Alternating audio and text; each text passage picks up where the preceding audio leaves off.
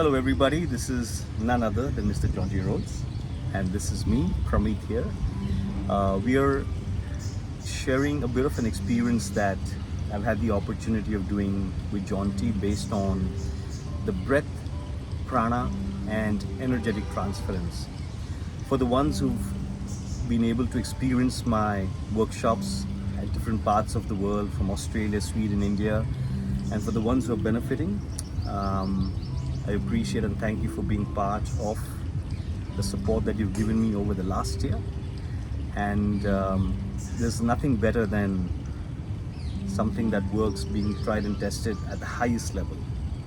And I've had the pleasure of spending the last 3 days with Jonty, who has not only mentored me but has also been a great support in letting me know how good or how bad the program is. And I'm happy to say with a big smile that the program's got tick marks all the way through, but let me not blow my own trumpet. Let me ask the master himself on what he thinks about Breathe with Prameet, the prana with Prameet, and the energetic transference with Prameet.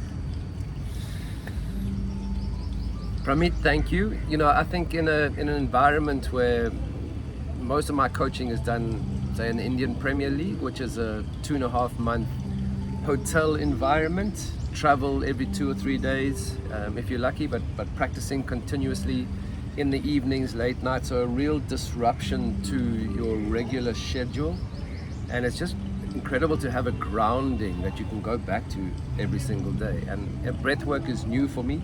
I've always been somebody who physicality has always been, or the physical movement and mobility has always been a part of my fitness and wellness. Because for me, fitness is not just about going to the gym. Sure, there's so many different ways, but wellness incorporates so many aspects. And I think here in India, there's thousands of years of wisdom, and it's been incredible just to go back to breathwork and something that as simple as that, because I've never done any breath work before, any teaching, and I've done yoga and where they talk about the importance of the breath, but never the focus on the breath. So what is interesting for me is understanding how bad my breathing technique actually is, and that's been incredible to be able to breathe into the gut and not just in the chest, and keep everything stiff and tight, and having specific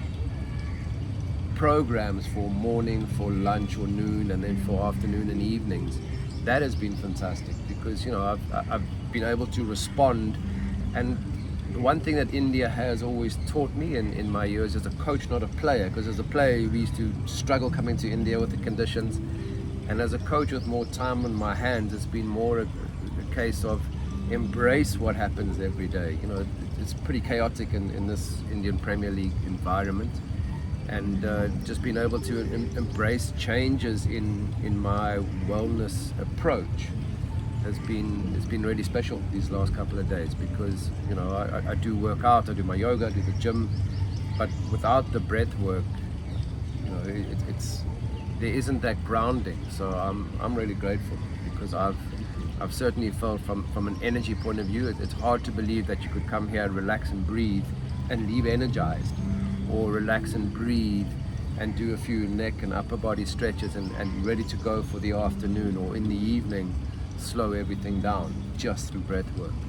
So there's multiple ways to improve your health and your well-being, and I think that the key though is consistency. And what I like about the program is that it's similar every day, but you can add components to it, or you can upgrade it. So you can go from a beginner like I am to intermediate to advanced as you progress, and that is so important, to be able to build on what you've done and not get bored. And it's been a great. It's only been 3 days. It feels like 2 weeks. It's been incredible. So I've dragged them into the ice bath. We're now swimming lengths underwater, holding the breath. So we're putting the breath work to test.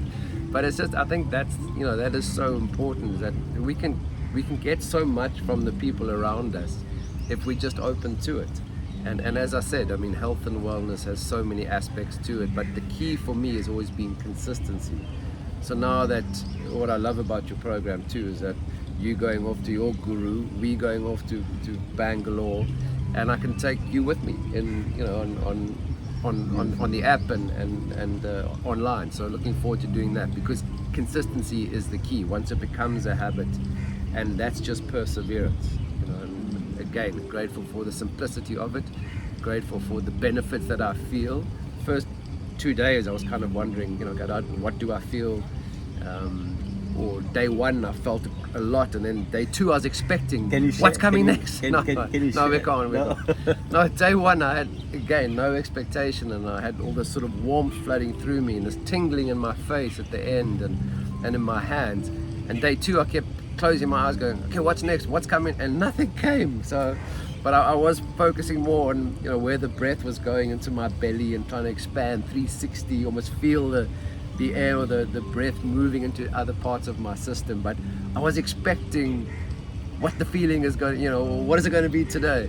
So I was really disappointed that I didn't get that. But it was more a case of, okay, so the breath work is happening, and don't expect anything, you know, just go in there and embrace, because there are people who've been doing this for years and years and years, and a bit like yoga, it's your practice and how it affects. It's not a competition with anybody else, and that's a great thing. But I think the beauty of this is the ability for me to be able to do it at home, at the office, when I wake up, before I go to bed, and you know, it can be in any environment, and the consistency is what I need to ensure. And to add to what Jonty has shared, and as I mentioned to you before in the start of the video, not only has he been a great support, a mentor, and definitely friends now, for sure. I mean, more than a friend, a brother. But you know, sometimes you learn, I mean, not sometimes, you always learn from people, right? And one of the simplest things that Jonty has pretty much evolved my thought process into is the healthy option is the easy option. Must always be. So can you just share something to us, because he's an elite sports person, right? We all know what he's done. He was known as the flying man, if I'm not mistaken, right? Yeah. So let's hear from him how you can perform, excel, but at the same time keep things simple, and which equals to health. Well, I think that, you know, the crazy thing is I'm now turning 55 this year, so the flying is not the problem, it's the landing. The landing gear doesn't work, so yeah. I disagree with that. So he still gives me a run for my money. I don't know how he does it. He's up from 5 in the morning till 10 in the night, and it's motivated me to make sure I get younger each year. Sorry, Jonty, sorry to cut you. No, not at all. But you know, I think that having played international cricket, where you can't strive for perfection, it's never achievable. But what we will always look at, and less about the outcome and more about the process, because the process is in your control completely. The outcome is not always in your control. You can do everything 100%, and it can go against you, the results or the actual performance. So I think what we really focused on as cricket players and now as a coach is that let's focus on the process, and in that process we don't make, if there are changes that we need to make, we try and make 1% change every day, because by the end of 365 days, that's still 33% or 30% change in an individual. And it's what it does allow, that 1% change allows you to keep coming back and improving each day, because small wins are really important. You know, if you set your, and having goals are great, but you know, achievable goals in the short term are so essential, because you know, we all have egos. We all like to we all want to achieve. We all want to be recognized for doing something well and doing it properly. So in my perspective, it was all these things that I've been doing, the getting up early. I don't do it at home because I'm fairly disciplined with my wife's support. You know, we do yoga, we cold water swim. Nutrition is a key factor for us in what we eat. I mean, our kids can eat anything that's in the house, but we shop consciously. You know, so whatever we purchase, we make sure we know the source. We're happy for them to snack on whatever's there, and but just the drive for me is to get better every day, and it doesn't have to be a complete makeover in 24 hours. In fact, that isn't consistent, because you're going to crash and burn, and it's really been these small changes, and that's what I've loved about this breath work, is that today you've seen, so I have some understanding obviously of, as an athlete, a former athlete, you know, what your body goes through and understanding that, but through your teaching and your guiding, you've been able to adapt me quite quickly from a real beginner novice in breathwork to suddenly we start doing things more advanced, inverted, upside down, topsy-turvy as you like to call it, confuse a few of my Aussie friends. But it's a case of going, okay, so you can progress depending totally on the individual, and that's been important, because some people will progress very quickly for 2-3 days and then you almost stagnate or reach a plateau. But the key there is not to give up, because I've seen great changes in 3 days, and I mustn't expect, okay, the next 3 days is going to be as overwhelming or as extravagant with regard to the changes. It might be incremental, it might be a small change, but that's important. Having those 1% changes and improvements on a daily basis is where the consistency comes in. It allows you to keep going, and not expect a huge turnaround after the first week. I'm in deep thought because sometimes we get so overwhelmed by seeing so-called gurus in robes, and we kind of disempower ourselves and give our powers to them. But what Jonty has said is, if you translate this from the Gita or from Ayurveda or from yoga, he's basically spoken about karma, which is action, action, action, action, action. You wake up and you just action, action, action. Before you go into bed, action, action, action. Where you're not expecting, you're not wanting something, but you're just doing your karma, your action. So that's pretty much how and why I feel this man speaks about values as a human being. You speak a lot about family and togetherness and going back to the ground, going back to the soil, walking barefoot, and thank God he walks barefoot, because I love walking barefoot. We in the hotel we get a few we get a few eyebrows raised, but anyway. But when they saw safety me, in numbers, they saw me walking with him, they stopped looking at my feet. Otherwise, the first day the staff at the hotel kept looking at my feet and wondering, who's this guy? So a little bit about family and community, Jonty. How important is that for our overall well-being? It's essential, and in many aspects. Firstly, as a father and as a husband, it's not my job to ensure that this family is healthy, because it is a team effort with my wife Melanie, who I'm grateful for the fact that, one, she's an architect, two, she's a yoga teacher, so she really understands that it's not just about having a strong foundation. It's all connected. So you can have a great roof, but if the walls are falling over, or you can have great foundations, but if the ceiling is leaking, then it doesn't work. It is all connected. And nutrition, her father's a doctor. She studied medicine year one and realized that it's not for her. So nutrition, that's why buying consciously, nutrition for us is medicine, and lifestyle is medicine, and it's really difficult on your own. So if you're not married, don't have a family yet, surround yourself with people who are like-minded and want to make similar, because it is a sacrifice without it being the end of life as you know it. I still have a glass of wine, guys celebrate. Last night we were up late, but I knew we was going to be after a win. I knew it would be food so I didn't eat the food after 1 o'clock. You only got back at 1 o'clock after a match, and the players haven't eaten much in the game. We won the IPL match last night, the Lucknow Super Giants. I love that already, my brother. Yeah. But it's so important to have, from a family perspective. Plus, then your children see what you're doing. It's all very well. We don't have a television at home, and that's just through choice. They get iPad time, so they do get screen time. But if we were sitting at home watching television all the time, it'd be difficult to send our children out and say, go and play. Yeah, but Dad, you're watching TV. Correct. There's so much sport on, yes. and you literally could leave the television on and it would entertain you all day. So from that point of view, the community and a family is so important, because we need that support. You really can get so far on your own, and then it's the energy and that community that takes you to the next level and allows that consistency, because so many of us have great intentions, and I've bought the gym gear, and you sign up for the gym, and your first 2 weeks you at it every day, and then suddenly everything falls, or you start running, and then your running shoes by the end of the month. Sounds familiar. Yeah, your running shoes are sitting at the bottom of the cupboard, they don't come out again. So, but with a community around you, it just makes your lifestyle choices and decisions, and the sacrifices that you do have to make, there are a few, just makes them more bearable, because you don't feel like you're doing it on your own. And just to add to that, so I thought I was living a healthy and fit life till I spent the last 3 days with Jonty. And the reason I'm sharing this is because, again, environment and who you surround yourself with is so important.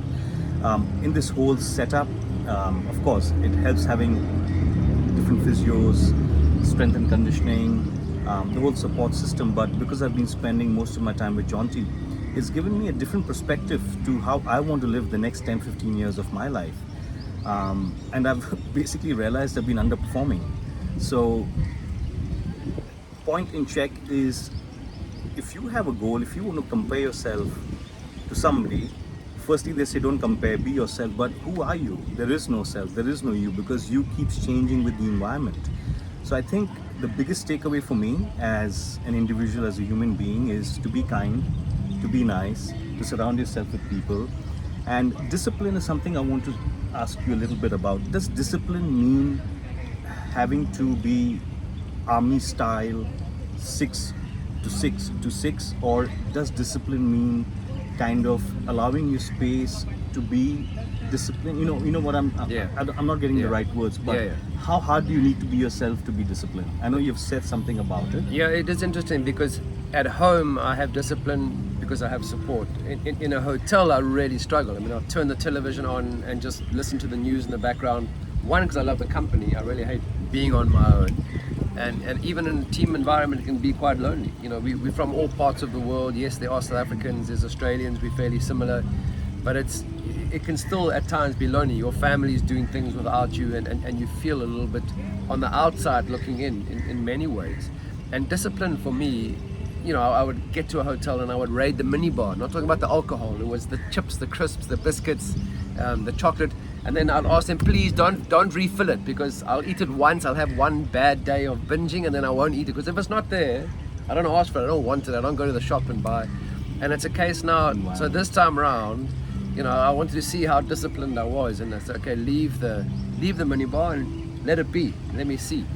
And it's been a lot better, but it's because I've made the decision. You know, I've kind of put a patch on my arm now so I can scan the constant glucose monitor, so I can. It's just a reminder. You know, every time I eat something, is it because I'm hungry? And this is an Indian company. Yeah.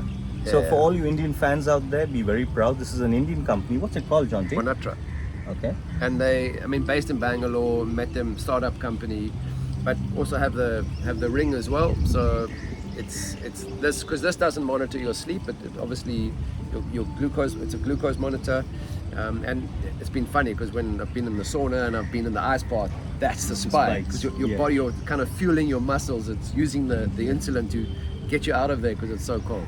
But it's just small things that I can do because I know I don't have the discipline, and so it can't be army style, because then when you don't get it right, I would feel guilty for 3 or 4 days, and you actually eat because you're depressed.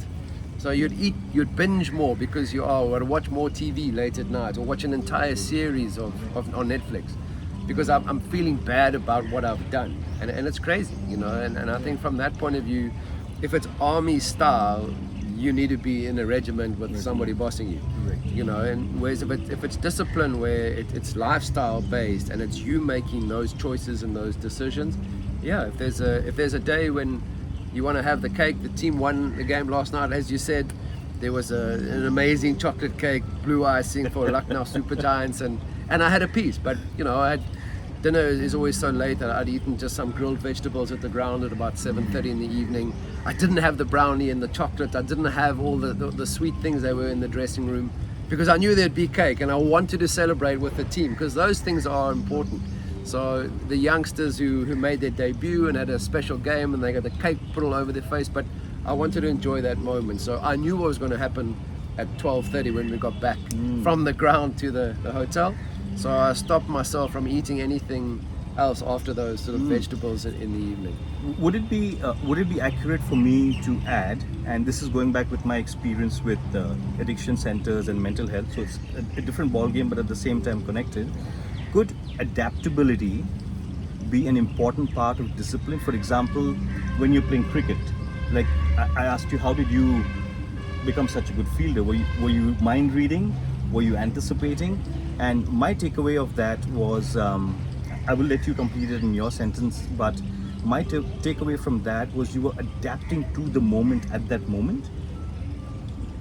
Would that be kind of agreeable? Because what I've found is for mental health, if you're able to adapt to emotions rather than getting stuck to the emotions, we are more in the flow as opposed to saying, no, I am not supposed to be happy, or I'm not supposed to be sad, and I want to be this way.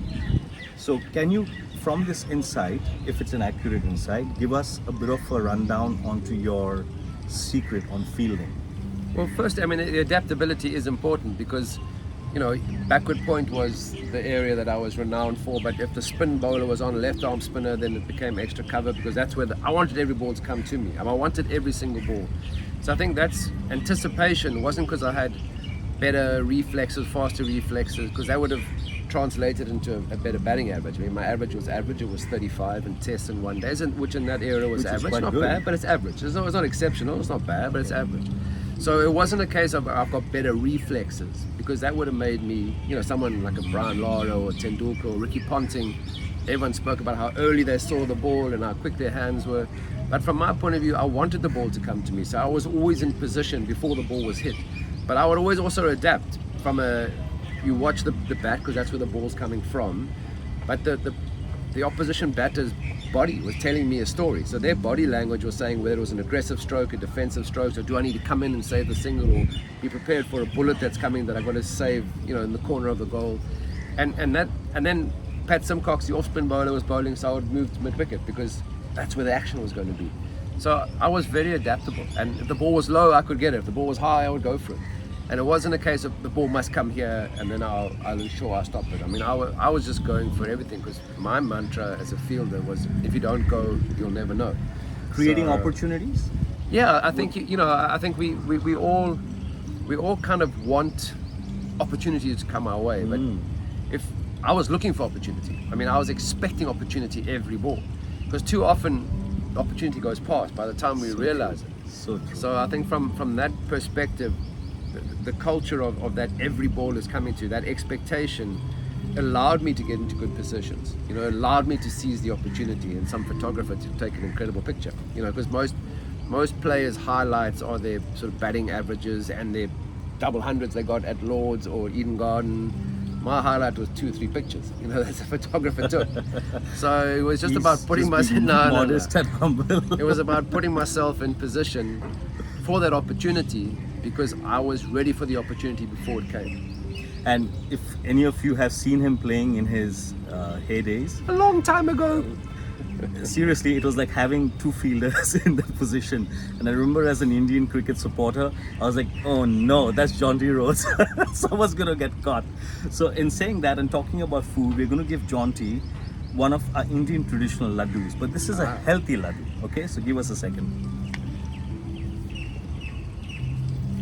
So I've promised him I'm going to get him a kilo of these laddus when we're here next. So that's the beautiful methi besan ka laddu made in pure ghee. There you go, Jonty. One for you, one for me. Thank you. And wishing everybody love, light, happiness, family, and excellence. And if you have the opportunity at any point to do breath work, doesn't matter who you do it with, do it. And if you have an opportunity in your life to spend 3 days with the man, I promise you, whether you're losing weight, whether you want to get fit, whether you want to be mentally fine, or whether you just want to connect with somebody beautiful, I would suggest book in with him. And if you can't book in with him, book in with me. I'll share his energy with you. Namaste. Namaste. Thank you, brother. Cheers. This is how we cheers in the real world, with laddus.